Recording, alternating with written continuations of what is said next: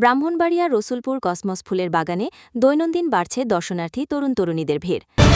Voice of Brahmanbaria 24 সংবাদে সারাক্ষণ। ব্রাহ্মণবাড়িয়ার নবীনগর উপজেলার পূর্বাঞ্চলের রসুলপুর এলাকায় গড়ে ওঠা কসমস ফুলের বাগান এখন প্রকৃতিপ্রেমী দর্শনার্থীদের আকর্ষণের কেন্দ্রবিন্দুতে পরিণত হয়েছে। সাদা, গোলাপি, বেগুনি ও লাল রঙের কসমস ফুলে সাজানো এই বাগান প্রতিদিনই টানছে অসংখ্য মানুষ। স্থানীয় সূত্রে জানা গেছে, প্রায় 1 একর জমিতে পরিকল্পিতভাবে গড়ে তোলা হয়েছে এই কসমস ফুলের বাগান। শীত মৌসুমের শুরুতেই ফুল ফোটা শুরু হয় এবং দীর্ঘ সময় ধরে বাগানটির রঙিন সৌন্দর্যে ভরিয়ে রাখছে চারপাশের পরিবেশ। বাগানটির উদ্যোক্তা জানান, কম খরচ ও সহজ পরিচর্যার কারণে কসমস ফুলের চাষ লাভজনক। তিনি বলেন, এই ফুল চাষে রাসায়নিক সারের ব্যবহার খুব কম লাগে, এতে পরিবেশের ক্ষতি কম হয় এবং বাজারে ফুল বিক্রি করে ভালো আর্থিক লাভও সম্ভব হচ্ছে।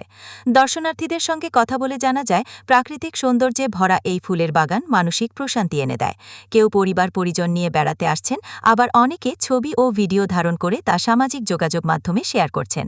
পরিবেশ বিশেষজ্ঞরা বলছেন, কসমস ফুলের বাগান মৌমাছি ও প্রজাপতির সংখ্যা বৃদ্ধিতে সহায়ক, যা পরিবেশের ভারসাম্য রক্ষায় গুরুত্বপূর্ণ ভূমিকা পালন করে। প্রাকৃতিক সৌন্দর্য, কৃষি সম্ভাবনা ও পর্যটনের সমন্বয়ে রসুলপুরের এই কসমস ফুলের বাগান এখন ব্রাহ্মণবাড়িয়ার নতুন এক দর্শনীয় স্থানে পরিণত হয়েছে।